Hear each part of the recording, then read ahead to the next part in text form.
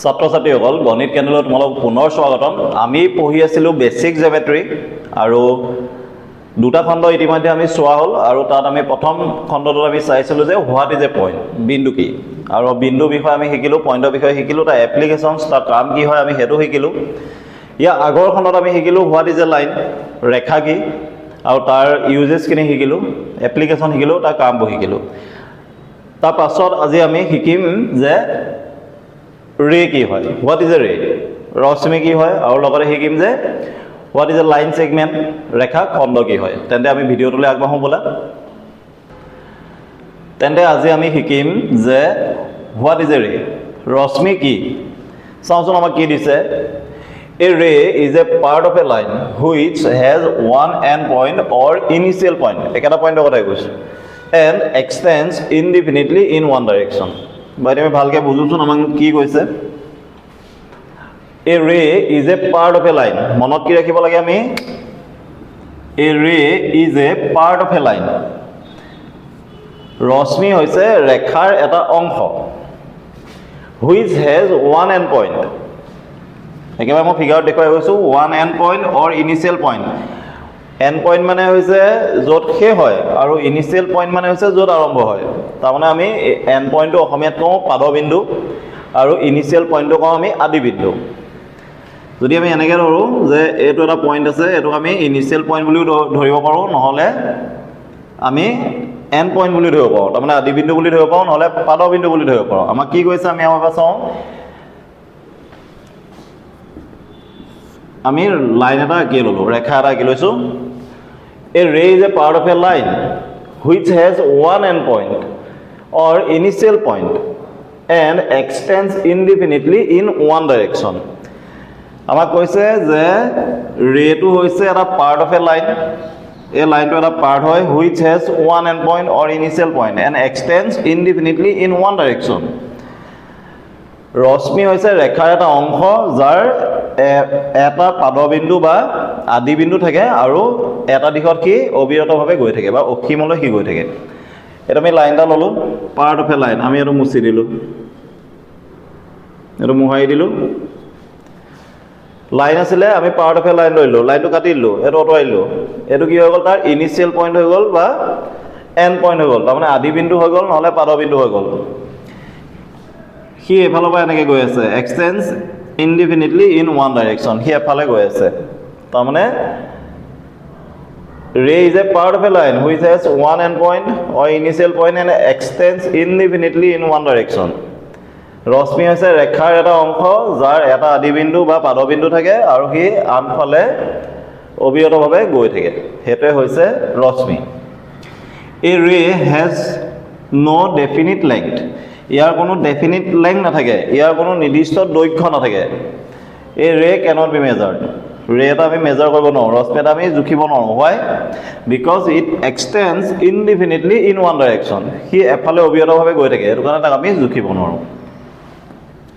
নামাকৰণ যদি কৰিব যাওঁ, আমি যদি নেমিং কৰিব যাওঁ, ইয়াত দুটা দিম, ইয়াত এ দিলোঁ, এইডোখৰতে পইণ্ট এটা লৈ বি বুলি দিলোঁ, এ বি। আমি লিখিব পাৰোঁ এ বি ইজ এ ৰে, যে এ বি এডাল ৰশ্মি। নহ'লে আমি চিম্পুলকৈ লিখিব পাৰোঁ A B,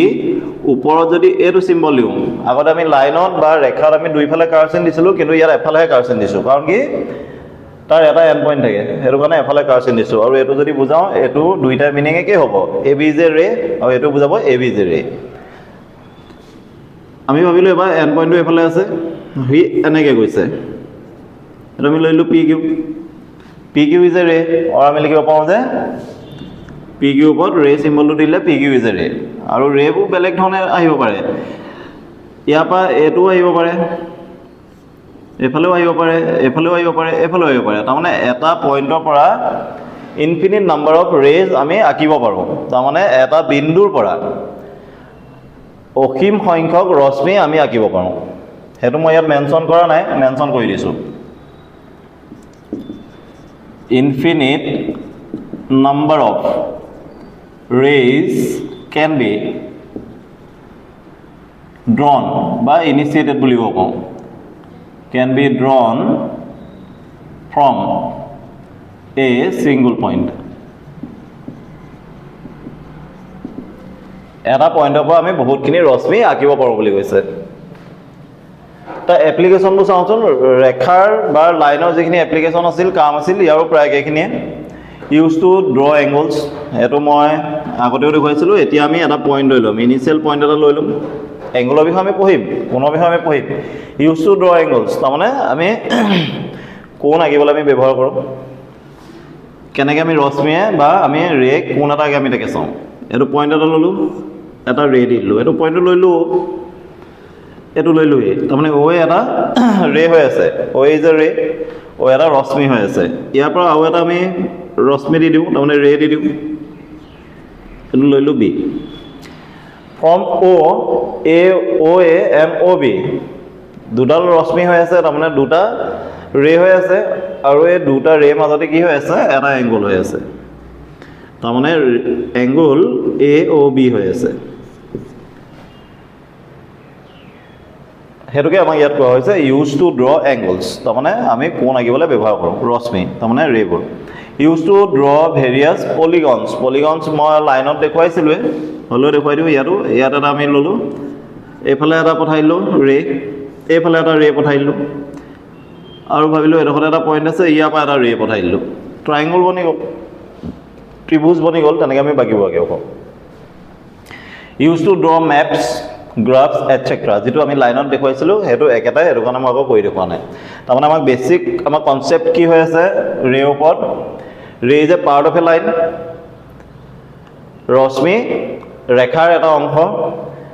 which has only one end point or initial point যাৰ যিকোনো এটা পাদবিন্দু বা আদিবিন্দু থাকিব পাৰে পাদবিন্দু বা আমি অন্তবিন্দু বুলি ক'ব পাৰোঁ and extends indefinitely in one direction আৰু সি এফালে অনবৰতে গৈ থাকে বা এইখিনি আমি গম পালোঁৱে যে তাৰ কোনো ডেফিনিট লেংথ নাথাকে নিৰ্দিষ্ট এটা দৈৰ্ঘ্য নাথাকে আৰু তাক আমি জুখিব নোৱাৰোঁ আৰু এটা পইণ্টৰ পৰা from a single point infinite number of rays can be drawn মাত্ৰ এটা বিন্দুৰ পৰা আমি অসংখ্য বা অসীম সংখ্যক ৰশ্মি আঁকিব পাৰোঁ তেন্তে এতিয়া আমি চাম যে what is a line segment বা ৰেখাখণ্ড কি হয় তেন্তে এতিয়া আমি চাওঁ what is a line segment ৰেখাখণ্ড কি A line segment is a part of a line which has two endpoints. A line segment has definite length. A line segment can be measured. বাৰু ভালদৰে আমি বুজিছোঁ আমাক কিনো কোৱা হৈছে A line segment is a part of a line. মনত কি ৰাখিব লাগে A line segment is a part of a line. Line segment তাৰমানে ৰেখাখণ্ড এটা ৰেখাৰ যিকোনো এটা অংশ বুলি কৈছে which has two endpoints যাৰ দুটা অন্তবিন্দু থাকে বা পাদবিন্দু থাকে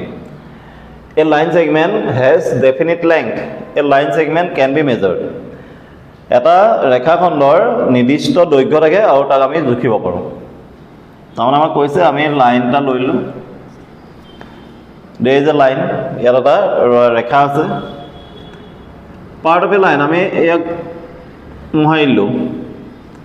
লাইনটো এটা পাৰ্ট লৈ ল'লোঁ আৰু ইয়াতো এটা পইণ্ট আছে ইয়াতো এটা পইণ্ট আছে তাৰমানে দুটা বিন্দু আছে টু এণ্ড পইণ্টছ দুটা পাদবিন্দু বা অন্তবিন্দু আছে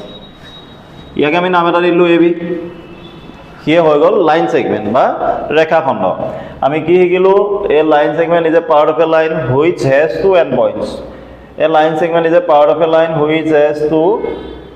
এণ্ড পইণ্টছ ৰেখাখণ্ড হৈছে ৰেখাৰ এটা অংশ যাৰ দুটা অন্তবিন্দু বা পাদবিন্দু থাকে সেইটোৱে হৈছে আমাৰ ৰেখাখণ্ড বা লাইন ছেগমেণ্ট আৰু আমি লিখিম কি যে A B is a line segment A B এডাল ৰেখাখণ্ড নহ'লে আমি একদম চিম্পুলকৈ লিখিব পাৰোঁ যে এ বি ওপৰত যদি এইটো দি দিওঁ ইয়াত কাৰ চিন নাই সেইটো কাৰণে ইয়াতো কাৰ চিন নাই আমি কি বুজিব লাগে যে আমি যেতিয়া লাইন আঁকিম ৰেখা আঁকিম তেতিয়া আমি এ বি বুলি দি দুইফালে কাৰ চিন দিম কাৰণ extends indefinitely in both the direction দুইফালে গৈ থাকে যদি ৰে আঁকোঁ ৰশ্মি আঁকোঁ তেতিয়া আমি এফালে কাৰ চিনটো দিম বা ৰেটো দিম এৰ'টো দিম হয় it extends in one direction সি এফালে গৈ থাকে কিন্তু যেতিয়া আমি লাইন ছেগমেণ্ট আঁকিম বা ৰেখাখণ্ড আঁকিম তেতিয়া আমি এফালেও কাৰ চিন নিদিওঁ there is no arrow why because they have two end points তাৰ দুটা অন্তবিন্দু থাকে ইউজবোৰ একে ইউজ টু ড্ৰ এংগলছ এইটো হৈ গ'ল angle use to the various polygons simple কথা use to the graphs maps এইবোৰ আমি আগতেও শিকি আহিছোঁ আকৌ এবাৰ দেখুৱাই দিছোঁ এনেকৈও আমি পইণ্ট কানেক্ট কৰিলেও সেইটো লাইন ছেগমেণ্ট বা ৰেখাখণ্ড হ'ল এনেকৈ যদি আকোঁ সেইটো আমি কি ইউজ কৰিলোঁ লাইন ছেগমেণ্ট ইউজ কৰিলোঁ বা ৰেখাখণ্ড ইউজ কৰিলোঁ